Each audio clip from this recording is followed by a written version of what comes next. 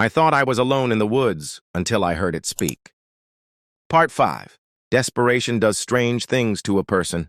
My hand closed around a jagged rock, and I hurled it with all the strength I could muster. The rock struck the creature's head with a sickening crack, and it recoiled, letting out a blood-curdling screech that made my vision blur. I didn't wait to see if it would recover. I scrambled to my feet and ran, my legs burning, my lungs seizing with every ragged breath. Somehow I found my way back to the cabin. The creature didn't follow. Or if it did, it stayed just out of sight, its presence lingering like a shadow at the edge of my vision. I barricaded myself inside and waited, clutching the fireplace poker like a lifeline. The dawn came slowly, the first rays of light cutting through the gloom and chasing away the lingering shadows. I stepped outside, half expecting to see it waiting for me, but the woods were silent again. Too silent. I left the cabin that morning, hiking back to the nearest road and flagging down a passing car. I didn't look back.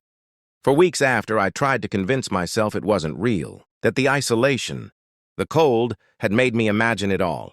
But the scratches on the door, the tracks in the snow, and the lingering, metallic scent on my clothes told a different story. I don't go into the woods anymore, not alone, but every now and then, when the nights grow long and the wind howls through the trees, I think about that thing, about the way it looked at me, not just with hunger, but with recognition.